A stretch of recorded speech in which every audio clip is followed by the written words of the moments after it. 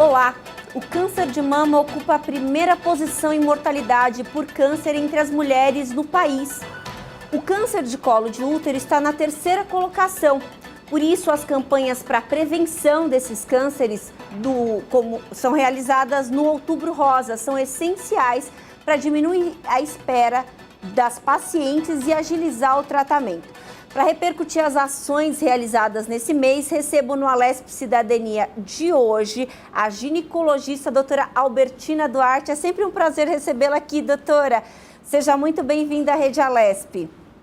Eu que agradeço, porque eu acho que a Rede Alesp tem um papel importantíssimo de formar e informar os legisladores. Quer dizer, olha que maravilha e que privilégio eu poder estar aqui com a Melissa, com você, com a deputada Damares, nesta casa que se constroem leis, né, para apoiar a população. Então, muito feliz, eu sempre digo, eu dou aula muito na universidade, na periferia, mas estar nesse espaço é para mim um grande privilégio e eu agradeço.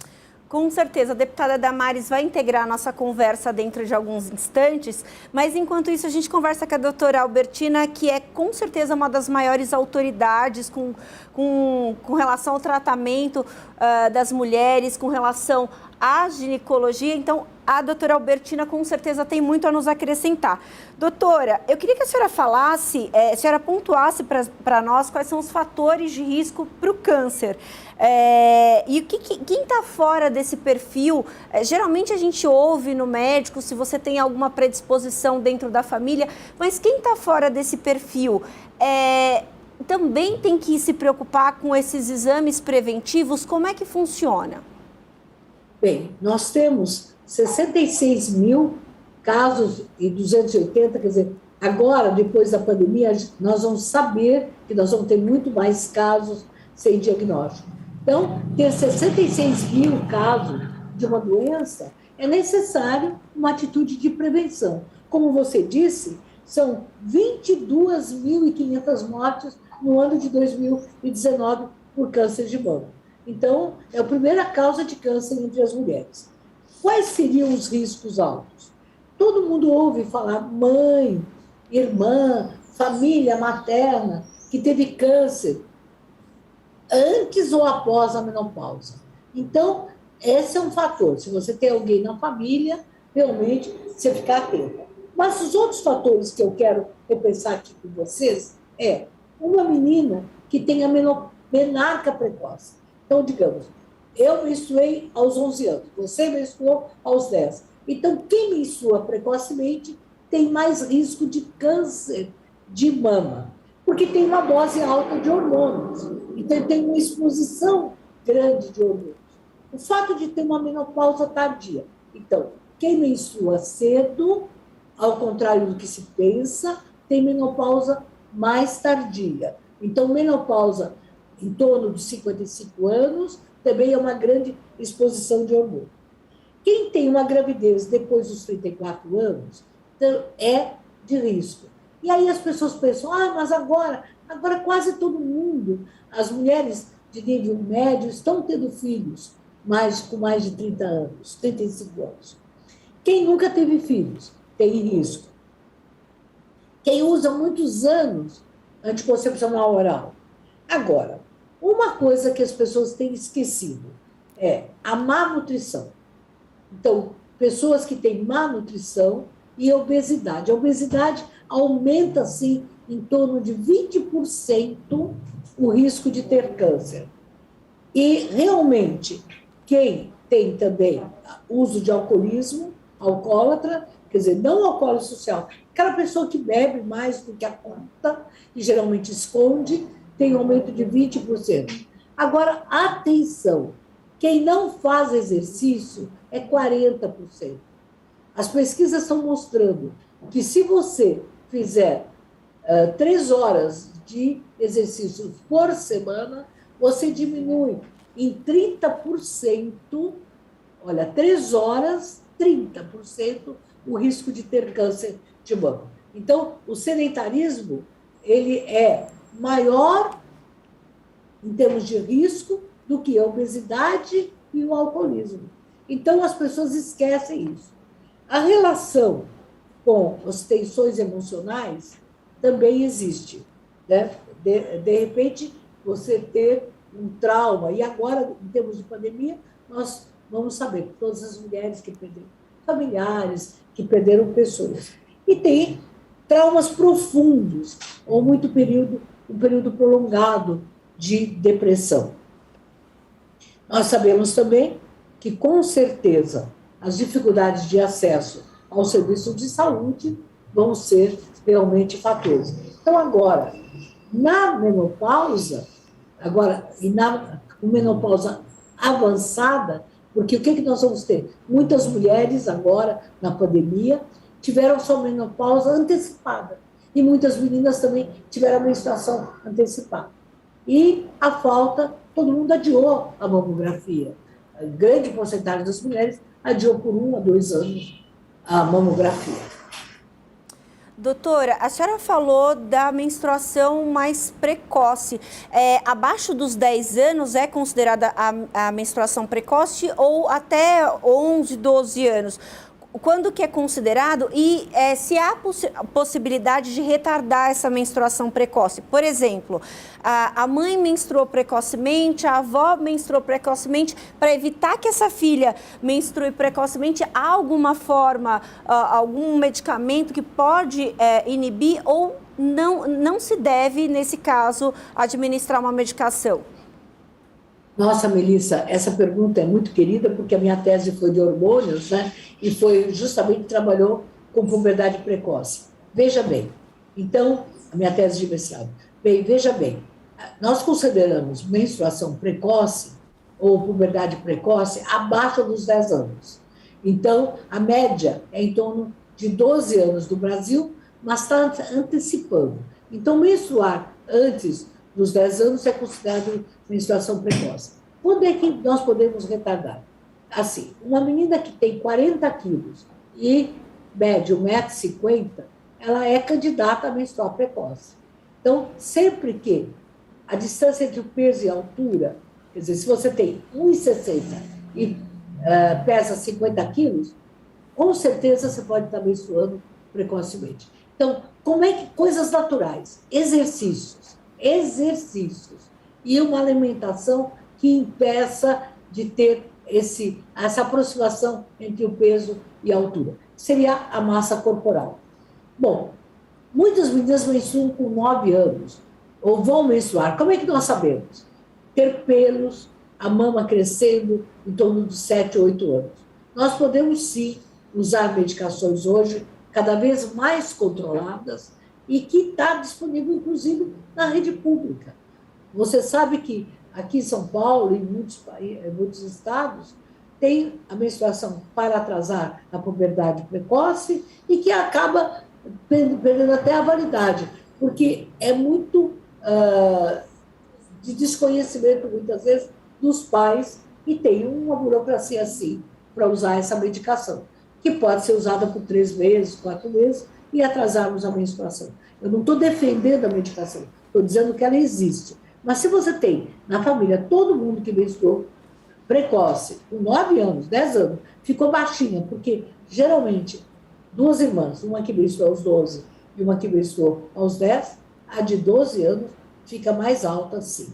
Então, nós podemos ter essa medicação como uma última opção, mas a primeira opção é exercício. Então, o que aconteceu na pandemia? As meninas engordaram. As mulheres engordaram. Ninguém fez exercício. Quer dizer, quem teve dificuldade de acesso a esses exercícios, e, com certeza, atenção que as pessoas viveram. Muito bem, doutora. A senhora trouxe algumas dicas aí bem importantes para que a gente observe as meninas logo no desenvolvimento, para que a gente consiga evitar um problema aí a médio e longo prazo. Agora, doutora, a gente observa que as mulheres são muito atentas ao autocuidado, sempre muito atentas. Essa é uma observação correta, doutora? De fato, as mulheres são mais atentas? Ou, por exemplo, as campanhas como Outubro Rosa, elas motivam ainda mais? Eu vi uma uma ginecologista falando que muitas vezes as mulheres não deixam de ir ao ginecologista. E às vezes é o único profissional de saúde que a mulher vai. Então, por isso que é muito importante até que o ginecologista tenha uma visão até mais ampla das coisas para ajudar a encaminhar essa mulher. Eu queria que a senhora falasse um pouquinho desses tantos anos de experiência que a senhora tem aí tratando as mulheres. Bem, eu não me considero só ginecologista, eu sou uma clínica da mulher. Então, ginecologia quer dizer estudo da mulher. Então, o médico ginecologista, ele é o depositário de muitas emoções. Muitas vezes a mulher não fala para ninguém, nem para o familiar, que ela está com menos desejo, que ela está cansada. Doutora, eu estou sem nenhuma energia, que eu estou esgotada. O médico ginecologista é aquele que vê a pressão dela, é aquele que está atento também à obesidade dela. Então, ele, na verdade, o ginecologista passa a ser um vínculo importantíssimo com a saúde, né, em relação à mulher. Veja, no autoexame das mamas, 70% dos casos de câncer são descobertos pela mulher. Então, olha que sério, 70% dos casos são diagnosticados pelo autoexame. O autoexame, ele é fundamental, não para descobrir, para que ela se conheça. Então, desde criança, a menina deve olhar a sua mama. A mama está desigual, não está. Poucas mulheres sabem que 30% das mulheres têm uma mama diferente da outra, como o nariz, uma parte do nariz é diferente do outro, como uma mão é diferente da outra. Então, 30%. Então, já na adolescência, é possível que a menina, se olhando no espelho, se perceba, veja como é que está. E aí, o que é que nós podemos estar fazendo? Quando tiver alguma alteração, ela está atenta. Primeira alteração, a pele. A pele da mama, às vezes, fica mais vermelha, mais enrugada. A mama enrugada, escamosa, não pode ser uma alergia, mas pode ser também um anúncio de uma doença maligna que tem que ser vista.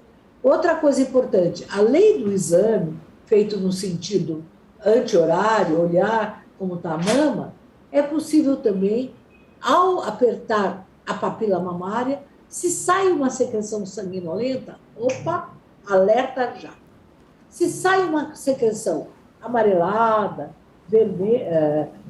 verde, pode ser só um cisto que, gorduroso, às vezes da mama, que está aí presente. E um leite que pode sair, é que às vezes muitas mulheres nessa pandemia, e muitas vezes também sem a pandemia, usaram muitos calmantes.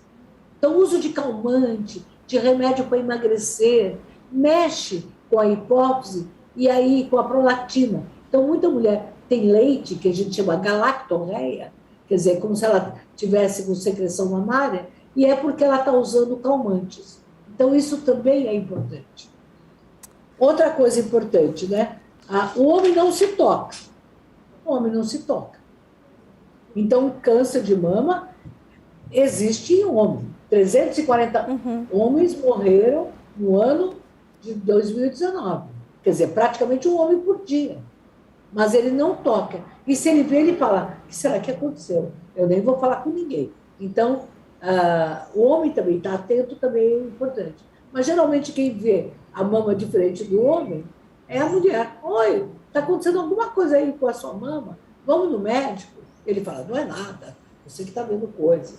Então, eu acho muito importante a mulher se palpar, ela ver se tem abaulamento, se tem um mamilo está anormal, até o mamilo invertido. Então, às vezes ela estava com o mamilo normal, para fora, de repente ele vai para dentro.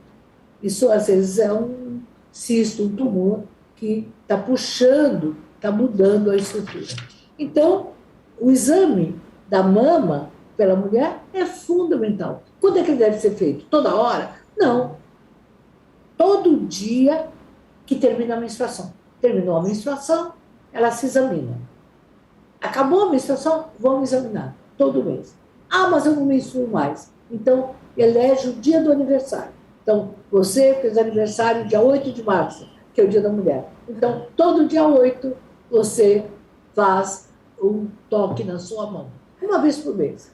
É como a conta de luz, uma vez por mês. É a luz para que você não tenha problema. Excelente dica, doutora, muito bom.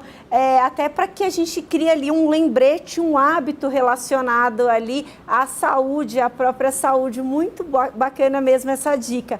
Agora, doutora, a mamografia, ele não é um exame confortável de ser feito. A gente sabe que ele é importante, a gente tem essa noção do quanto é importante a mamografia, mas não é um exame tão confortável de fazer. Ali aperta o seio, às vezes, se o técnico não tem muito jeito, pode machucar a mama. Existem outras formas de rastreamento do câncer, doutora? Ou a gente ainda tem que conviver com essa forma de exame por muito tempo? Como é que a senhora vê essa questão também desse desconforto da mamografia?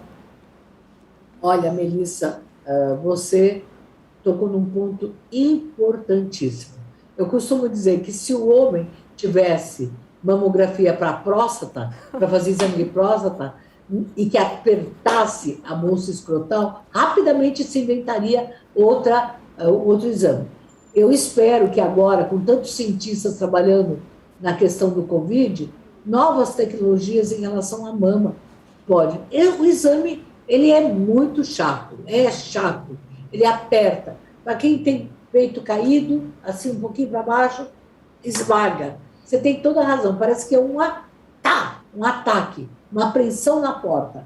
Infelizmente, todo ano eu falo que a mamografia é desagradável, mas é o único exame para a gente fazer programa de rastreio, né, de identificação da população. Nós temos, todo mundo pergunta, a mamografia ou ultrassonografia? Não, as duas são complementares. Mamografia é a primeira, ultrassonografia complementa e a ressonância magnética desempata. Então, infelizmente, Melissa, quem sabe se no próximo ano a gente tem... Podia ser por satélite, né? Ou então como se fosse uma magia. Examinar. Eu espero que haja logo, antes de... Eu quero, quando eu fizer muitos anos, eu já fiz muitos anos de formado, mas quem sabe, quando eu fizer mais daqui a 10 anos, eu possa vir no teu programa e dizer: Melissa, conseguimos! Realmente, eu sinto que é uma dor necessária, um desconforto, eu não diria dor, desconforto. E quando mais a mulher está tensa, ela coloca para trás. Então, uma das dicas é pôr bem os pés no chão, sabe, a mão na cintura e de peito aberto, literalmente, se entregar à mamografia. É chato mesmo. Com certeza. A senhora falou muito bem, doutora. Se os homens fizessem o exame de próstata se apertando, com certeza tinha já uma solução para esse tipo de exame. E realmente a gente espera que isso evolua, essa questão evolua. Agora, doutora, o Instituto Nacional do Câncer, o INCA, aponta que os hábitos saudáveis podem reduzir a incidência de câncer em 13% nas mulheres, o câncer de mama especificamente, que aí iria poupar mais de 100 milhões de reais ao SUS. Quais são esses hábitos saudáveis? A senhora falou da questão dos exercícios, da alimentação, mas, por exemplo, outros hábitos saudáveis como não fumar ou outros usos aí de substâncias podem também reduzir essa incidência de câncer de mama nas mulheres? Que importância a pesquisa que você traz. Eu realmente, essa pesquisa, a doutora Priscila americana, ela tem um livro, né, importante, e eu posso dizer para vocês que realmente, em termos de mama, né, de redução de 13% é demais, né? Se reduzir 13% a incidência de câncer. Quais são os hábitos saudáveis? Primeiro, caminhar-se, exercícios, isso é fundamental. Olha, exercício reduz mais do que a nutrição. Mas os hábitos saudáveis são todos, né? Não comer tanto carboidrato, manter o peso. Uma coisa importante é comer menos ao deitar. Quer dizer, muitas mulheres, coitadas, que trabalham muito, você, eu, a gente come muito tarde, né? Janta muito tarde. Então, o ideal seria que o jantar da noite fosse mais leve, né? Um hábito saudável, não ficar períodos longos sem comer, tomar muito líquido, né? Essa questão da hidratação, isso também é um hábito saudável. Comer proteínas, menos carboidratos, né? Mais verduras, legumes, né? Outra coisa importante era o tabagismo, né? O cigarro, ele aumenta o câncer de colo de útero também, porque ele altera as células de Langerhans no colo do útero e ele realmente dá problemas. Mas é um câncer de mama que o tabagismo se mostra mais terrível. A questão também, né, do alcoolismo, do álcool, quer dizer, o fato de beber, né, e hoje as mulheres, elas têm sim alcoolismo, elas escondem, porque enquanto que o homem, ele é tão bom quando ele não bebe, só quando ele bebe é que ele fica triste. Existe uma coisa de machismo mesmo. O homem, ele é tolerado quando bebe, e a mulher, quando bebe, ela é ameaçada, discriminada. Então, a mulher bebe escondido. Então, é preciso estar atenta também para o alcoolismo entre as mulheres. Então, os hábitos saudáveis é isso. Mas tem um hábito saudável importante. Era viver sem estresse. Quer dizer, o hábito mais não saudável é essa mulher que vive sob pressão na casa. Tem que pagar conta, tenho que organizar meu filho, meus filhos. Nessa pandemia, a mulher teve tripla jornada. Ela foi mulher, ela foi mãe, professora, trabalhadora, tudo. Então, esses hábitos saudáveis também envolvem políticas sociais que deem garantias. Ela poder ir ao teatro, à música. Então, lazer. Lazer é fundamental como um hábito saudável. Com certeza, doutora. A gente vai para um rápido intervalo aqui na Lesp Cidadania. Daqui a pouco a gente volta falando sobre o Outubro Rosa, os cuidados com a saúde da mulher. Você não saia daí, a gente volta já.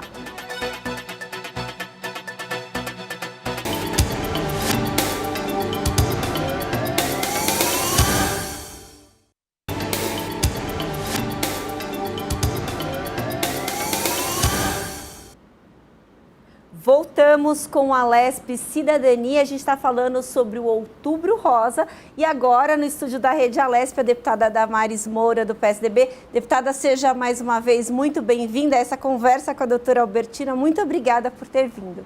Eu que agradeço, esse é um mês especial em que nós podemos falar de maneira muito mais intensa em favor das nossas mulheres, e dividir esse espaço com esta grande mulher, profissional da saúde, reconhecida nacionalmente, a luta dela em favor das nossas mulheres, que é a doutora Albertina. É uma honra dividir este programa com esta profissional tão qualificada e tão comprometida com as nossas mulheres nesse estado. Deputada, é realmente muito importante a gente fazer essa troca com a doutora Albertina, como a senhora falou, que é uma das grandes autoridades no país dos cuidados com relação à mulher. A gente está nessa campanha do Outubro Rosa, que ela tem uma função de conscientizar as mulheres quanto ao câncer de mama e de colo de útero. E eu queria que a senhora falasse um pouquinho, como mulher e como parlamentar, sobre a importância das atividades que são realizadas durante esse mês, para que as mulheres possam efetivamente sair da fila dos exames e conseguir a saúde efetivamente. Claro. Primeiro dizer que como mulher é meu dever, não falo agora como parlamentar, agora eu falo como mulher, é meu dever fazer parte dos esforços, não é, de todas nós, de conscientizarmos-nos mutuamente a respeito da importância de fazermos os exames preventivos. Não é? Isso salva vidas e, claro, não sou profissional da saúde, sou advogada, mas a doutora Albertina pode confirmar o que eu vou dizer aqui.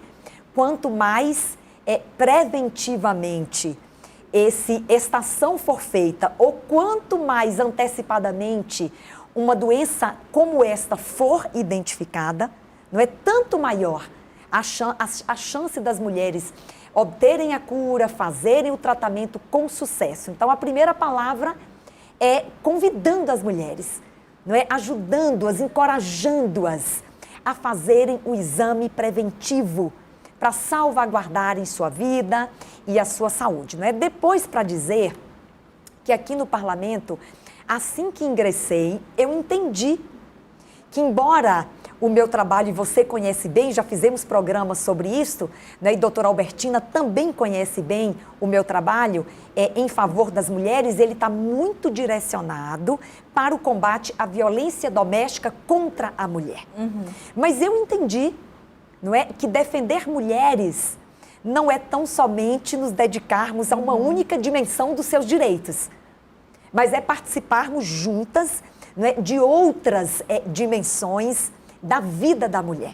Tanto que, e falo, eu até trouxe uma colinha aqui, porque já tem coisinhas bem, viu, doutora Albertina? Tem coisas bem bacanas que nós fizemos pelo nosso mandato no Outubro Rosa e para prevenir o câncer de mama.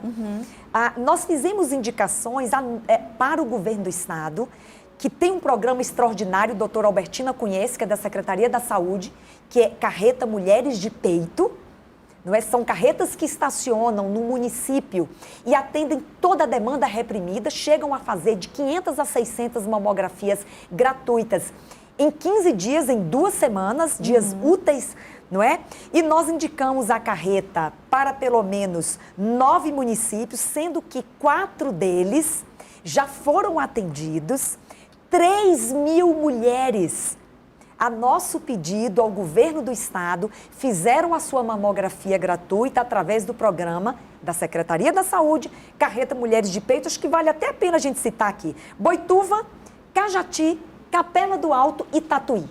Foram municípios que já foram beneficiados com as indicações que nós fizemos da Carreta Mulheres de Peito. Mas tem uma coisa interessante. Eu não sei se eu posso falar agora ou se eu estou falando demais. Pode falar, Posso falar, doutora Albertina? Por favor.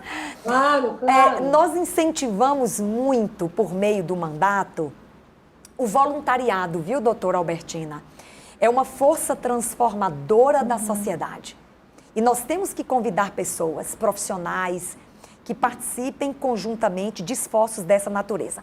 Então, nós começamos a estimular um movimento, não é, de paulistas voluntários para fazer um atendimento que é multidisciplinar, mas no que diz respeito às pacientes com câncer de mama, nós conseguimos ajuntar profissionais do comportamento humano, psicólogos, para fazerem um atendimento voluntário, gratuito, para mulheres que estão passando pelo tratamento. Nossa, importantíssimo, deputada. E que precisam desse apoio, não é? Porque a doença pode levar a um adoecimento emocional, que é um complicador, e eu não sou médica, volto a repetir, mas a doutora Albertina pode confirmar, é um complicador, não é, para paciente que está vivenciando o tratamento do câncer de mama. Então, receber esse atendimento psicológico pode ser determinante para o sucesso do tratamento. Então, nós fomos ajuntando profissionais da psicologia, inclusive comandados, eu quero citar o nome dela, a querida doutora Fernanda Messias, que nos ajudou, não é, a organizar esse atendimento voluntário a mulheres que passam pelo tratamento. E eu preciso citar aqui outra coisa, doutora Albertina, isso até me emociona. Uma pessoa, uma moça, uma jovem mulher, Daniela Alves, ela é micropigmentadora e ela se ofereceu voluntariamente e gratuitamente a participar desse esforço para micropigmentar de forma qualificada a areola de mulheres que estão passando pelo tratamento do câncer de mama. Então, foi um trabalho que nos emocionou e que a gente contou com o apoio de muita gente. Nós apoiamos e estimulamos que esse trabalho voluntário acontecesse e muitas mulheres foram atendidas. Então, eu acho que é um esforço que nós parlamentares podemos fazer para dar também a nossa contribuição. Sem a menor dúvida, deputada, também não sou da saúde, mas tenho certeza que o impacto para essa mulher que está sofrendo com uma doença que muitas delas acham que é o fim da vida, esse atendimento psicológico tem uma força muito grande, não só para ela quanto para a família dela, todo quem está na rede ali de proteção em volta. E esse de pigmentar a auréola de uma mulher com câncer, com certeza, é um retorno de autoestima que é muito significativo, com toda certeza. Agora, doutora Albertina, a deputada citou a carreta Mulheres de Peito, que é um projeto incrível do governo do estado de São Paulo para agilizar essa fila, essa demanda que é gigantesca em todos os municípios. Eu queria que a senhora falasse um pouco quanto isso ajuda, contribui efetivamente para diminuir essa fila, para dar um start nesses tratamentos dessas mulheres. Olha, acho a deputada Damares traz para a gente uma lembrança. Eu sempre digo que o Estado de São Paulo faz tanta coisa, mas a gente cacareja pouco, né? Porque realmente nós temos projetos incríveis. A carreta, ela é fundamental e ela deve, inclusive, muito aumentar agora na pandemia, porque nós vamos ter mulheres nos municípios que realmente deixaram 2 anos de fazer a mamografia, porque os próprios serviços também estavam lotados, ocupados com as pandemias, atendendo o Covid. Se as mulheres de classe média, com os convênios, não vão no ginecologista e nem fazer a radiografia da mama, imagina as mulheres dentro do SUS, que os grandes hospitais ficaram voltados para o atendimento. Então, toda a força que a deputada Damares e que ela tem para que a gente retome mais e mais as carretas, que a gente possa auxiliar os municípios. Mas tem uma coisa importante que eu queria dizer agora também. Olha, os problemas afetivos são muito frequentes para as mulheres que sofreram câncer de mama. Tem uma pesquisa do Hospital de Barreto e o Centro Oncológico americano, MD Anderson, que mostra que 40% das mulheres sofrem rejeição sexual quando elas estão em tratamento quimioterapêutico e mais da metade depois que elas ficam curadas. O homem não toca nelas.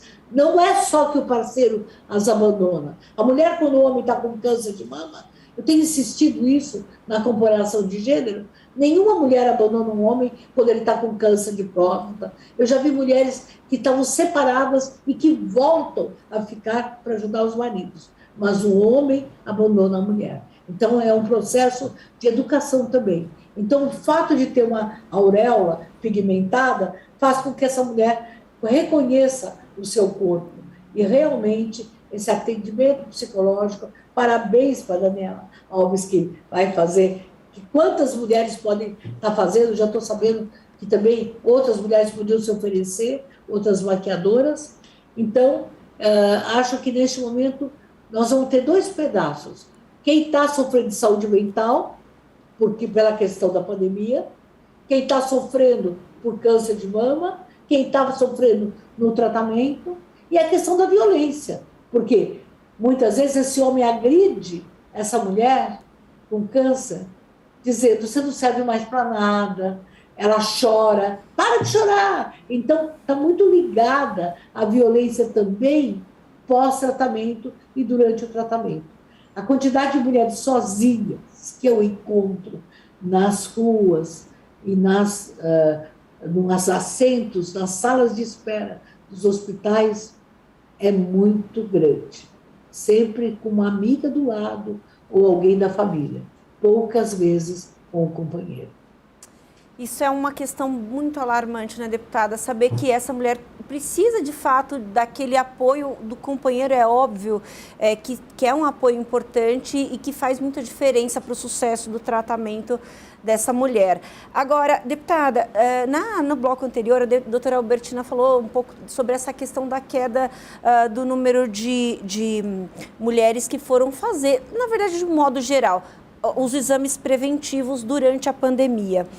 A gente tem aí alguns estudos internacionais, inclusive, que apontam uma possibilidade de incidência de cânceres maior a partir do final da pandemia, efetivamente.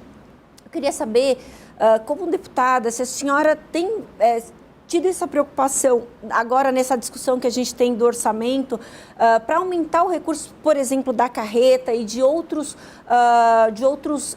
da saúde, efetivamente, para que essas mulheres e essas pessoas que efetivamente tiverem cânceres nesse pós-pandemia, elas possam ter um recurso.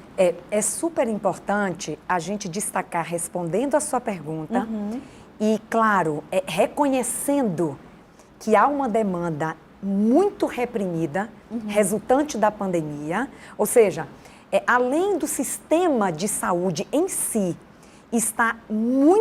ter estado muito sobrecarregado, né, para atender as vítimas, não é, da Covid, e isto era inesperado por todos, naturalmente não havia nenhuma expectativa e nenhum governo estava preparado para enfrentar, não é, uma crise de saúde pública a maior dos últimos 100 anos que desafiou, não é, a todos e naturalmente está trazendo impactos sociais, econômicos para a saúde. Então há uma demanda reconhecidamente reprimida, especialmente no que diz respeito aos exames de especialidades. Então eu vou trazer uma notícia para responder a sua pergunta, né? Para além da ampliação do recurso para a saúde, o governo do estado já está iniciando, não é, a operacionalização do Corujão da Saúde.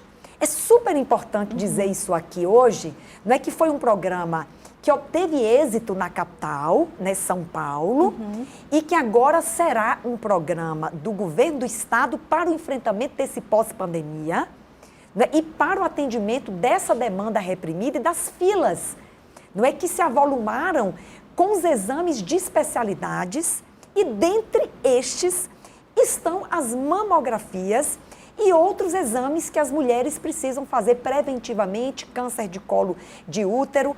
Então, aguardem para os próximos dias o início do Corujão da Saúde, em que hospitais de ponta, não é, como o Albert Einstein, o Sírio-Libanês, os grandes hospitais privados, doutora Albertina, do estado estarão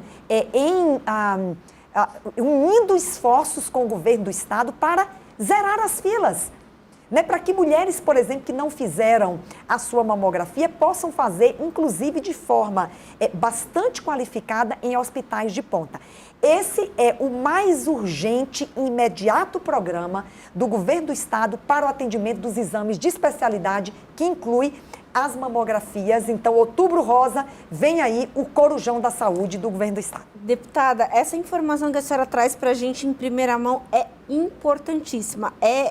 Assim, é uma palavra de esperança, com certeza, porque muitas pessoas, inclusive nos planos de saúde, deixaram por questões óbvias de ir ao médico nesse período de pandemia, e agora essa demanda está represada por toda parte. Exatamente. E para dar conta dessas pessoas, de todas essas...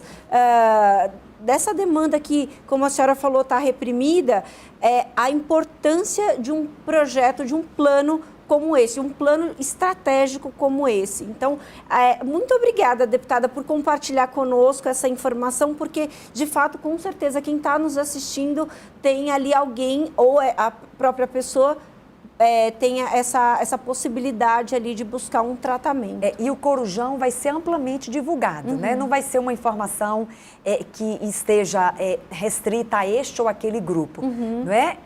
Todos saberão o início da atividade desse programa para que todos possam ser beneficiados. E eu queria só acrescentar uma coisa, viu, doutora Albertina?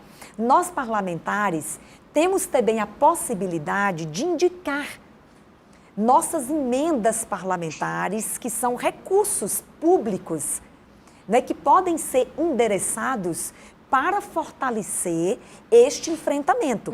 E eu quero dar uma notícia aqui boa, não é? Eu, pessoalmente, indiquei um recurso para o Hospital Amaral Carvalho, doutora Albertina conhece, é referência em tratamento oncológico, inclusive de câncer de mama. Então, nós, parlamentares, também podemos participar dessa luta e desse enfrentamento por meio da indicação de recursos que vão para o custeio ou que podem ir para a aquisição de equipamentos, não é? Que tudo isso agora vai ser importante para a saúde e esse pós-pandemia e a solução dessa demanda de exames de especialidades que está reprimida.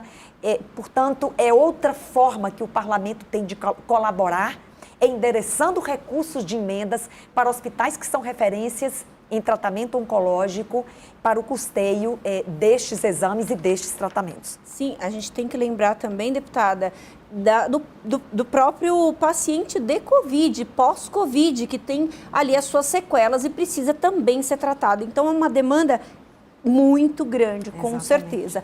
Agora, doutora Albertina, a deputada falou anteriormente sobre os psicólogos ajudarem ali no tratamento das mulheres com cânceres, até voluntariamente. Eu queria que a senhora falasse um pouquinho sobre essa questão do atendimento multidisciplinar de vários profissionais para essa paciente. Qual que é a importância disso para o sucesso desse tratamento? Veja, a autoimagem da mulher passa pelo desenvolvimento da mama. Uma adolescente, a primeira coisa que aparece, que diferencia, é quando ela tem mama. Então, a mama representa a feminilidade. A mulher, quando está grávida, também a mama muda. E na menopausa, nós temos uma mudança. Então, a mama anuncia, durante as diversas fases da vida, a mudança dessa mulher. A plástica de mama no Brasil é uma realidade. Muitas mulheres querem melhorar a estética da sua mama. Então, se a gente está falando tanto da imagem da mulher, imagina quando ela perde essa mama, ela sente-se mutilada. Então, o que as mulheres falam? Conseguir transformar a tristeza em força. Mas para essa mulher transformar a tristeza em força, ela precisa de ajuda. Ela precisa... Toda a questão psicológica está ligada ao sucesso do tratamento, é a questão psicológica. A nossa depressão, a ansiedade, ela traz malefícios. Ela não adere tão bem ao tratamento e nem o tratamento tem tantos resultados. Então, o atendimento psicológico é fundamental para que ela continue, para que ela se alimente, para que ela tenha força, para ela querer viver. Querer viver na cura do câncer de mama é fundamental. Aliás, em qualquer doença, e no câncer é fundamental. Vocês me disseram que vocês não são da saúde. Eu discordo. Vocês são muito da saúde. Isso que vocês estão falando aqui é o atendimento multiprofissional. Quer dizer, nós estamos alertando, nós estamos dizendo. Então, acho que uma das coisas importantes é a escuta dessa mulher. Essa mulher precisa ser escutada. Nesse tempo todo eu falei muito mal dos maridos, mas tem várias mulheres que me disseram: eu tive um marido antes do meu diagnóstico e agora eu tenho um companheiro. Então, realmente, o envolvimento do homem, do filho, da família, não, sabe, na autoestima, não colocar um cabelo, falar que o lenço, ela ajeitar o seu corpo, é fundamental. Então, o tratamento psicológico é a força. Eu diria que, tão grande como o quimioterápico, como a radioterapia, o braço psicológico, para mim, é igual. É igual. É a mesma coisa. É a mesma coisa. Por isso que eu acho que é importantíssimo a oferta da Damares, da doutora Damares. Com certeza. Infelizmente, eu tenho que encerrar a nossa conversa pelo tempo, que já chegou no limite, mas que foi apesar do assunto ser até um pouco pesado, de a gente falar de cânceres, de doença, né? Mas é tão importante, de tanta esperança. Um programa, a doutora e a senhora deputada deixaram um programa muito mais leve com esse assunto que é realmente muito pesado. Eu queria que a senhora fizesse as considerações finais para que a gente pudesse encerrar. A doutora também, por favor, deputada. Eu queria, mais uma vez, primeiro cumprimentar a Rede Alesp por esse programa que é tão importante no mês de conscientização. E depois dizer, doutora Albertina, e nós fizemos também aqui um workshop o ano passado, no Outubro Rosa, no ano passado não, ano passado foi ano de pandemia. Em 2019, nós fizemos um workshop aqui na Assembleia Legislativa para ter uma tarde interessante para as mulheres, fazendo um trabalho de conscientização sobre a importância da prevenção, de fazer a mamografia, mas de forma divertida, que ela pudesse também pensar na sua beleza, que ela pudesse também pensar, não é, até mesmo na sua capacitação. Então, nós trouxemos atividades, não é, múltiplas num workshop para falar sobre prevenção de câncer de mama. Então, eu acho que, como você disse, trazer este tema para a mulher de uma forma mais leve, doutora Albertina, né? Falarmos de câncer de mama, de prevenção, mas também convidar a mulher para esta compreensão de forma até lúdica. Eu acho que isso funciona bem do que trazer de forma pesada o câncer que mata milhares de mulheres. Não, vamos falar de prevenção de forma interessante, de forma até falar da beleza da mulher. Isso tudo é uma forma adequada e acho que muito mais que encoraja mais a mulher a fazer o enfrentamento deste assunto, que é desafiador. Agradecer a oportunidade, sempre cumprimentar a doutora Albertina, que nos ensina tanto, não é? E eu estava aqui ouvindo, como é bom ouvi-la falar de qualquer tema da saúde, doutora Albertina, porque você tem experiência, mas você tem alma. E aí você fala de qualquer tema da saúde, de forma que todos nós aprendemos, não é? E somos motivados com o seu trabalho e com a sua luta. Parabéns a todos. Aprender é a palavra com a doutora Albertina, porque com certeza a conversa, a gente fica com as informações que ela nos deixa todas as vezes. Não é o primeiro programa que eu gravo com a doutora e sempre da mesma forma. Doutora, as suas considerações finais, por favor. Olha, eu sou uma desafiadora. Eu gostaria que a gente pudesse discutir também a questão sexual, porque tem algumas coisas importantes que as mulheres esquecem, como é que fica a vagina, o ressecamento da vagina.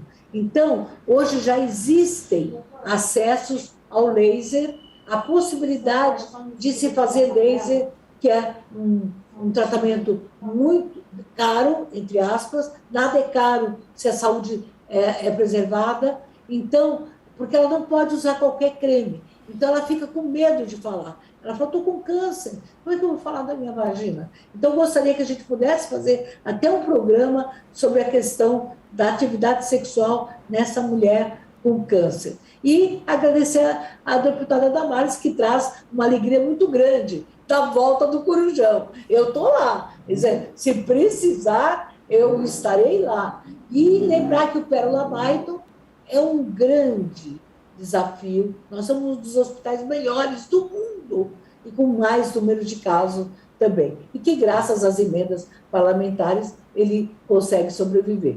Então, lembrar que o doutor André Malavasi, que é uma figura incrível, me mostrou os casos de câncer agora extremamente aguçados, porque muitas mulheres não quiseram voltar, por mais esforço que seja. Mas nós estamos no pós-pandemia, nós vamos lutar, nós vamos conseguir e vamos mostrar para o Brasil que São Paulo é São Paulo.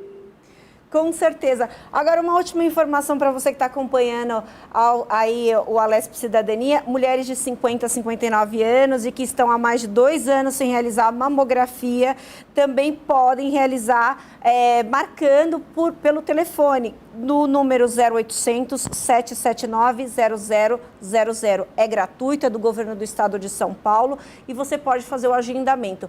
O agendamento não é nas carretas da mamografia, mas as mulheres vão ter a sua oportunidade de fazer o exame, que é tão importante. Esse foi mais um Alesp Cidadania. A gente falou do Outubro Rosa. Você fica agora com a programação da Rede Alesp. Você pode rever esse programa e outros programas da Rede Alesp nas nossas redes sociais. Obrigada e até a próxima.